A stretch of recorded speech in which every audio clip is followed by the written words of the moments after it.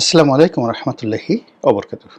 সম্মানিত দর্শক, ইচ্ছাই হোক কিংবা অনিচ্ছাই হোক, প্রতিদিন আমরা যারা কন্টেন্ট তৈরি করি কিংবা টেলিভিশন টকশোতে যাই, পত্রপত্রিকায় লেখালেখি করি এবং সেগুলো করতে গিয়ে যখন বাংলাদেশের চলমান রাজনীতি, অর্থনীতি এবং একই সঙ্গে আমাদের পুরো সমাজ ব্যবস্থায় যে একটা ঝাঁকুনি লেগেছে, সব কিছু ওলটপালট হয়ে যাচ্ছে।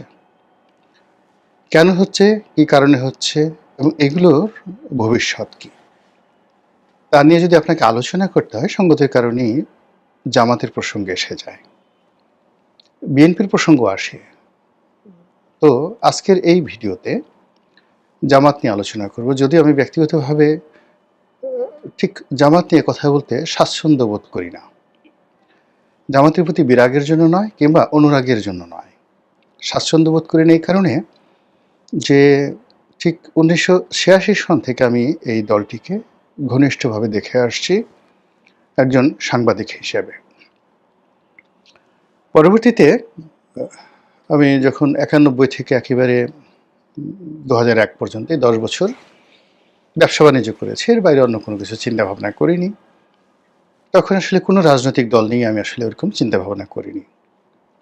কিন্তু যখন 2001 সনে জাতীয় নির্বাচনে অংশগ্রহণ করার জন্য আমি তৃণমূলে কাজ শুরু করলাম, তো সেখানে আমার যে নির্বাচনী এলাকা, সেখানে আমার প্রতিদ্বন্দ্বী হিসেবে জামাতের একজন প্রার্থী ছিলেন বিখ্যাত আব্দুল কাদের মোল্লা। আমাদের বাড়ি একই উপজেলাতে, তবে বেশ খানিকটা দূরত্বে, ধরুন 10-12 কিলোমিটার দূরত্ব হবে তার বাড়ি। কিন্তু কয়েকটি কারণে তার সঙ্গে আমার ব্যক্তিগত সম্পর্কের যে বন্ধনটা, এটি অম্লান ছিল। প্রথম কারণ হলো, আমি যে স্কুলে পড়তাম, বাঁশরশি শিবসুন্দরী হাই স্কুল, এই স্কুলে তিনি 60-এর দশকে শিক্ষকতা করতেন, সম্ভবত 66, 67, 68 সনে। এবং আমার ফুফু, চাচা অনেকেই তার ছাত্র ছিলেন, যারা ওই স্কুলে ওই সময়টাতে পড়াশোনা করতেন এবং যারা স্বাধীনতা যুদ্ধকালীন সময়, পরবর্তী সময় খুব বড় বড় পদে, সরকারি বেসরকারি বড় বড় পদে কিংবা ব্যবসায়িক হিসেবে খুব ভালো অবস্থানে পৌঁছে গিয়েছিলেন। তো তাদের শিক্ষক ছিলেন জনাব আব্দুল কাদের মোল্লা। এবং স্কুলের পাশে তিনি যে বাড়িটিতে থাকতেন কাছাকাছি, সেই বাড়িটি আমার এক আত্মীয়, নিকট আত্মীয়, সেই বাড়িতে তিনি থাকতেন।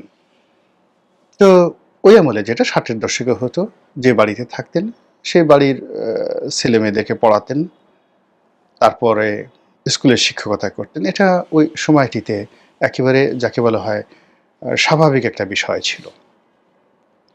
তো পরবর্তীতে যখন সাংবাদিকতা শুরু করলাম, তখন দেখলাম যে কাদের মোল্লাও সাংবাদিক, এবং যেন তেন সাংবাদিক না, বেশ বড় সাংবাদিক। আমাদের পরিবারে তখন বেশ কয়েকজন নামকরা সাংবাদিক আছেন। তার মধ্যে বিচিত্রার চিফ রিপোর্টার ছিলেন জনাব কাজী জাওয়াদ, তারপর অবজারভারের চিফ রিপোর্টার ছিলেন জনাব খলিলুর রহমান, আরেকজন ছিলেন শহীদুজ্জামান খান। উনি অবজারভারের ফাইন্যান্সিয়াল পেজ দেখতেন এবং পরবর্তীতে ফাইন্যান্সিয়াল এক্সপ্রেসের এডিটর হয়েছিলেন, ডেলি স্টারও চাকরি করতেন। তো সংবাদপত্র জগতের সঙ্গে আমাদের যে সম্পর্ক, সেই সম্পর্কটা দীর্ঘদিনের। আরও পুরনো দিকে গেলে আরও অনেককে পাওয়া যাবে এই লেখক সাংবাদিক হিসেবে। তো এর মধ্যে কাদের মোল্লাও আছেন আমাদের বাড়ির একেবারে কাছাকাছিতে। তো সেই সুবাদে ওনার সঙ্গে আমার একটা সম্পর্ক হলো সাংবাদিক হিসেবে। দ্বিতীয়ত যে উনি যেহেতু ওই আমি যে স্কুলে পড়তাম সেই স্কুলের শিক্ষক ছিলেন, সেই সুবাদে একটা সম্পর্ক হলো। আর 1986-এ জামাত যখন ইলেকশন করলো, তখন ওই সদরপুরের ওই আসনে তিনি সংসদ সদস্য হিসেবে জামাতের প্রার্থী ছিলেন। আর আমি যখন 2001 সনে প্রার্থী হিসেবে সদরপুর চরভদ্রসনে গেলাম, তখনও তিনি সেখানে জামাতের প্রার্থী ছিলেন। তো আমরা যে কজন আওয়ামী লীগের লোকজন ছিলাম, আমি ছিলাম, জনাব একে আজাদ সাহেব ছিলেন হামিম গ্রুপের, এখন চ্যানেল 24-এর মালিক, এরকম আরও এই দুজনের সঙ্গেই ওনার ব্যক্তিগত সম্পর্ক খুব ভালো ছিল জনাব কাদের মোল্লা সাহেবের। বিশেষ করে আজাদ সাহেবের সঙ্গে খুবই ভালো সম্পর্ক ছিল। উনি আমাদের সঙ্গে কথাবার্তা বলতেন। সেই সুবাদে জামাতকে দেখার সুযোগ হয়েছে কাছাকাছি। এর বাইরে অন্যান্য যে সকল শীর্ষ নেতৃবৃন্দ রয়েছেন জামাতের, গোলাম আজম সাহেব সহ, তাদের অনেকের সঙ্গে সাংবাদিক হিসেবে যতটুক ঘনিষ্ঠ হওয়ার সুযোগ ছিল সেটা হয়েছি। আবার পরবর্তীতে যখন 2009 সনে সংসদ সদস্য হয়েছি, তখন তো জামাতের অনেককে বন্ধু হিসেবে, সহকর্মী হিসেবে কাছাকাছি পেয়েছি, এবং যেই কারণে জামাতের উপর যখন মারাত্মক বিপদ নেমে এলো 2010 সনের পরে, কেন জানি আমি তাদের প্রতি সহানুভূতিশীল ছিলাম। বুঝে হোক না বুঝে হোক সহানুভূতিশীল ছিলাম, এবং তাদের পক্ষে অনেক কথা বলেছি, অনেক কিছু লিখেছি। তো সেই সুবাদে জামাত নিয়ে আসলে নেতিবাচক কথা বলাটা আসলে আমার স্বভাবের, আমি সেটা বলবও না। 71-এ তাদের যে ভূমিকা আছে সেই ভূমিকার কারণে তারা অনুতপ্ত হোক বা না হোক এটা তাদের ব্যক্তিগত বিষয়। আমি 71 নিয়ে জামাতের সমালোচনা আগেও করতাম, এখনও করি, কিন্তু ব্যক্তিগতভাবে কোনো মানুষের সঙ্গে আমার জামাতের কারোর সঙ্গে তেমনি শত্রুতা নেই। তো জামাত সম্পর্কে আমার যে ধারণা ছিল সেই ধারণাটা হয়তো সারা জীবনে থাকতো, কিন্তু যদি এই জুলাই আগস্ট বিপ্লব না হতো তাহলে আমার কাছে মনে হতো যে আমি একটা শিশু হিসেবে মারা গিয়েছি। এই অল্প সময়ের মধ্যে জামাতের যে বিবর্তন এবং জামাতের যে আবর্তন, আপনারা তো বিবর্তন বুঝেন, যে একটি জায়গা থেকে রাতারাতি পরিবর্তন হয়ে অন্য কিছুতে পরিণত হওয়া, যেমন বানর থেকে মানুষ হওয়া, মানুষ থেকে জানোয়ার হওয়া ইত্যাদি নানা রকম যে কথাগুলো আমরা বলে থাকি, তো এটাকে বলা হয় বিবর্তন, জাস্ট পরিবর্তন। আর আবর্তন হলো ঘূর্ণিপাক, চারিদিকে ঘোরা। তো জামাতের যে বিবর্তন এবং আবর্তন এই গত 14 মাসে দেখছি, এটা যদি না দেখে আমি মরে যেতাম, আমার কাছে মনে হতো একটা শিশু হিসেবে আমি মারা যাচ্ছি। তো এই কারণে আসলে যেহেতু দীর্ঘদিন জামাত সম্পর্কে আমি খুব সফটেন ছিলাম, জামাতের অনেক লোকজন হয়তো আমাকে ভালোবাসতেন, স্নেহ করতেন, শ্রদ্ধা করতেন, অনেক হয়তো স্বপ্ন দেখতেন যে গোলাম মোল্লা রনি একটা সময় হয়তো জামাত করবে, তারা দোয়া করতেন। তো আমি আসলে জামাত সম্পর্কে আমার যে আইডিওলজি, সেই আইডিওলজি আমার যে পার্লামেন্টে 2009 সনে আমি যে প্রথম একটা বক্তব্য দিয়েছিলাম, সেই আহলে সুন্নাতুল জামাতের অনুসরণে, ঠিক সেই বক্তব্যে আমি আজও আছি। কিন্তু ইন পার্সন ব্যবহারের ক্ষেত্রে আমি জামাতের নিকট সবসময় ভদ্রতা প্রদর্শন করেছি, তাদের ব্যাপারে ইতিবাচক ধারণা করেছি ব্যক্তিগত পর্যায়ে। এনিওয়ে, এখন 14 মাস ধরে জামাত দেশ চালাচ্ছে, এরকম কথাবার্তা আসলে তারা কতটুকু চালাতে পারছে, তারা জামাতই ভালো বলতে পারবেন, কিন্তু সাধারণ মানুষ মনে করছেন যে পুরো দেশ তারা চালাচ্ছেন।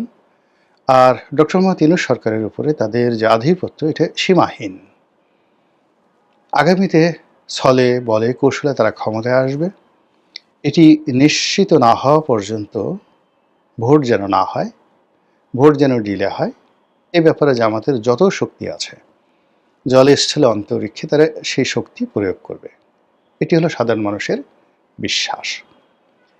তো নির্বাচন যত কাছাকাছি আসছে, বিশেষ করে যে এই মুহূর্তে বিএনপি তাদের প্রার্থী তালিকা ঘোষণা করে ফেলেছে, সেই সময় থেকে পুরো বাংলাদেশের টেকনাফ থেকে তেঁতুলিয়া পর্যন্ত নির্বাচনের যে একটা হাওয়া বইছে, সেই হাওয়াটা আসলে বলতে গেলে 99% হাওয়াটা বিএনপির দিকে।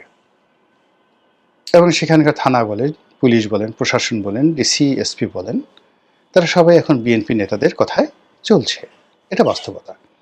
কিন্তু এই যে প্রার্থী ঘোষণা করার আগ পর্যন্ত অনেক অনেক জেলাতে, অনেক অনেক উপজেলাতে তারা মানে জামাতের কথা মতো চলতেন। জামাত হয়তো সেখানে মামলা মোকদ্দমা করেনি বা বিএনপি লোকের মতো চাঁদাবাজি করেনি, কিন্তু থানা পুলিশ প্রশাসন তাদেরকে বেশ সমীহ করতেন। কিন্তু এই যে নির্বাচনের তফসিল যত কাছাকাছি আসছে, বিএনপির প্রার্থী ঘোষণা হওয়ার পর থেকে যে পরিস্থিতি তৈরি হয়েছে, তাতে করে এই যে প্রশাসনের উপরে যে আমাদের যে আধিপত্য, সেটা এখন নেই বললেই চলে। এর ফলে কি হলো, তাদের যে সুখ, তাদের যে স্বপ্ন, তাদের যে স্বপ্ন বাসর, সব কিছু ঝুঁকির মধ্যে পড়েছে। আর এতে করে তারা মেজাজ হারিয়ে ফেলছেন। অনেকে পথ হারিয়ে ফেলছেন এবং যে যেভাবে পারছেন এমনভাবে কথা বলছেন, সেই কথাবার্তার সঙ্গে জামাতের নীতি এবং আদর্শের যেমন মিল নেই, একই সঙ্গে তারা তাদের যে একটা পোর্ট্রেট বা তৈলচিত্র বা তাদের যে একটা স্কেচ মানুষের মনে তারা তৈরি করে ফেলেছিল সেই দীর্ঘদিন ধরে।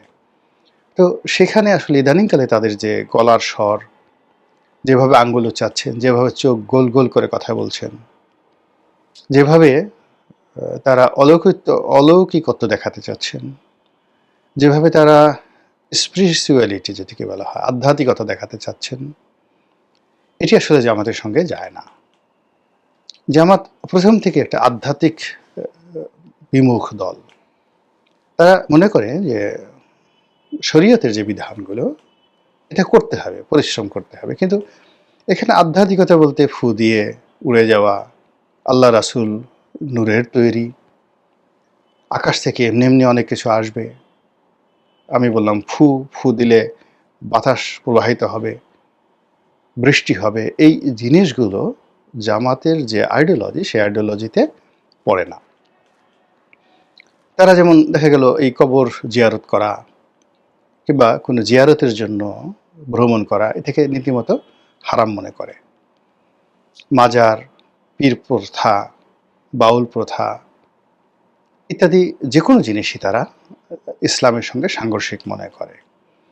এখন সেই জামাত, যে জামাত দীর্ঘদিন যাবৎ বলে আসছে যে আল্লাহ রাব্বুল আলামিন প্রতিটি জিনিসই তোমাকে দেবেন তোমার কর্মফল অনুযায়ী, যেভাবে করবে ঠিক সেভাবে ফল পাবে, আর যেভাবে তুমি বিশ্বাস করবে ঠিক সেই বিশ্বাস অনুযায়ী তোমার কর্মের স্পৃহা জাগ্রত হবে। তুমি যদি বিশ্বাস করো যে আমি একটা চোর হব, চোরকে তোমার খুব ভালো লাগে, তাহলে চুরি করার যত বুদ্ধি তোমার মধ্যে আসবে। তাহলে বিশ্বাসটা অর্থাৎ ইমান থেকে তোমার কর্মের প্রেরণা আসবে। তো তোমার ইমানটা যদি আল্লাহর দিকে হয়, রাসূলের দিকে হয়, তোমার কর্মটা ঠিক সেরকমভাবে হবে, কিন্তু তোমার অর্জনটা হবে তোমার কর্ম দিয়ে। অর্থাৎ তুমি যদি ভালো কর্ম করো ভালো ফলাফল পাবে, মন্দ কর্ম মন্দ ফলাফল পাবে। এখানে মাঝামাঝি কোনো জায়গা জামাত বিশ্বাস করে না।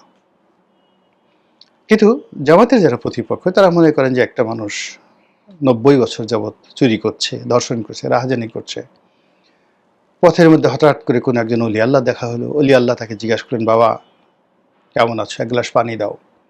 আপনি পানি দিলেন বা ওই বৃদ্ধ মানুষটি পানি দিল, পানি খেয়ে অলি আল্লাহর সেই মন শান্ত হয়ে গেল, অলি আল্লাহ একটা ফু দিলেন, সঙ্গে সঙ্গে সেই লোক অলি আল্লাহ হয়ে গেল। এই জিনিসগুলো জামাত বিশ্বাস করে না। কিন্তু এই যে নির্বাচনের এই সময়টিতে হঠাৎ করে মনে হচ্ছে যে জামাত নিজেরা সবাই অলি আল্লাহ হয়ে গেছেন।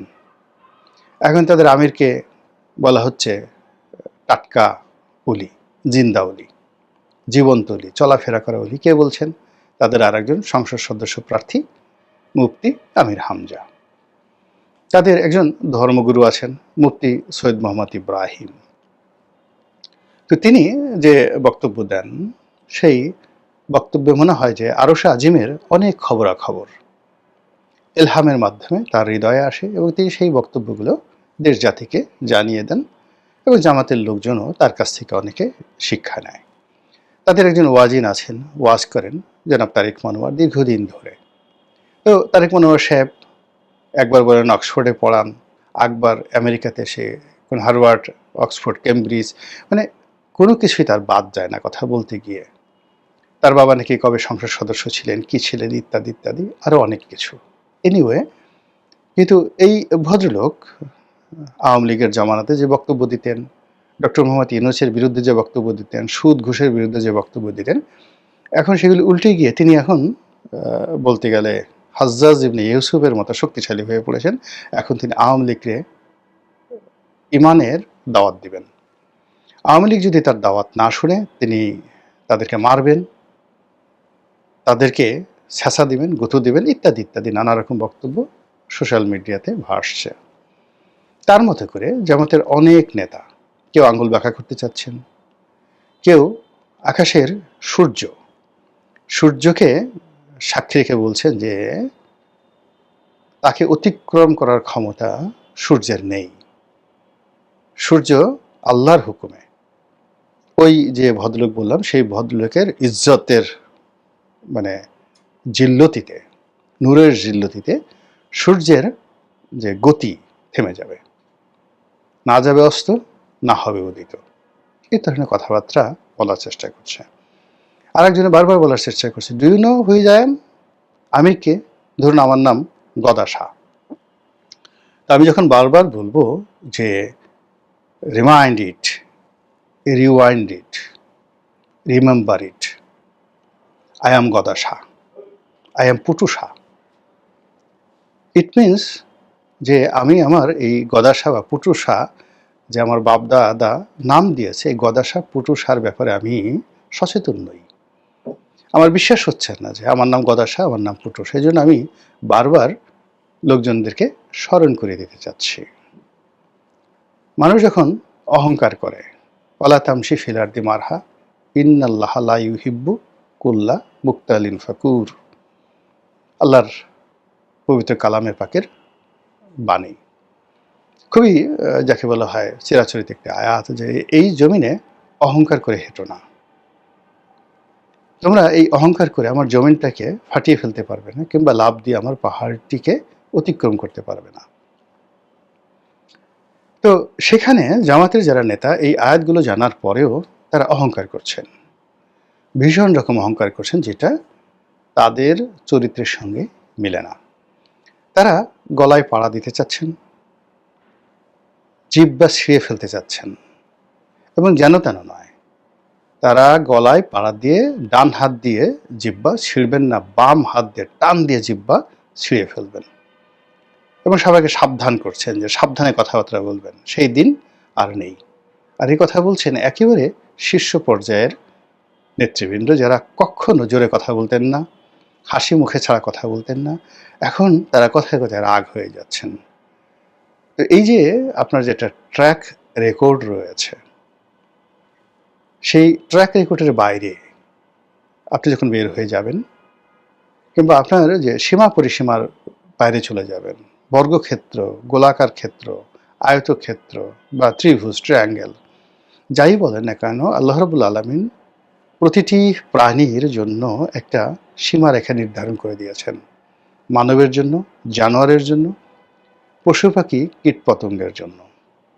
যদি আপনি হারিয়ে যান এবং সেই সীমার বাইরে চলে যান, আপনি আর সীমার ভিতর ফিরতে পারবেন না। সীমা অতিক্রমকারীকে আল্লাহ কখনই পছন্দ করেন না, এবং সীমা অতিক্রমকারীর সবচেয়ে বড় বিপত্তি হলো সে আর তার সীমার মধ্যে ফিরতে পারে না। তো সেই দিক থেকে আপনি দেখবেন যে একটা প্রজাপতি ঘরের মধ্যে ঢুকে গেছে, সে চেষ্টা করলে, আপনি বারবার চেষ্টা করছেন যে এই ঘরের মধ্যে মরে যাবে, কিন্তু সে আর বেরোতে পারছে না। ঘরের মধ্যে একদিন দুই দিন পরে সে মারা গেল। এভাবে যখনই কোনো একটা মানুষ, কোনো একটা প্রাণী, পতঙ্গ তার যে সীমা, সেই সীমাটা অতিক্রম করে ফেলে, তখন সে আর সেখান থেকে ফিরতে পারে না। জামাত তার যে সীমা ছিল, সে সীমার বাইরে তারা চলে এসেছে, কথায়, আচরণে, চিন্তায়, চেতনায়, লোভে, লালসায়, স্বপ্নে, কামনায়, বাসনায়, সব ক্ষেত্রে গত 14 মাসে সব জায়গাতে তারা সীমা অতিক্রম করেছে। ফলে আগামীতে যে পরিবর্তন আসছে, সেই পরিবর্তন যেভাবেই আসুক না কেন, জামাত তার আগের জায়গায় আর ফিরতে পারছে না। এখন সেই পরিণতি কেমন হবে, ভালো না মন্দ, সেটা একমাত্র আসমানের মালিক, জমিনের মালিক আল্লাহ রাব্বুল আলামিন ভালো জানেন। আসসালামু আলাইকুম ওয়া রাহমাতুল্লাহি ওয়া বারাকাতুহু।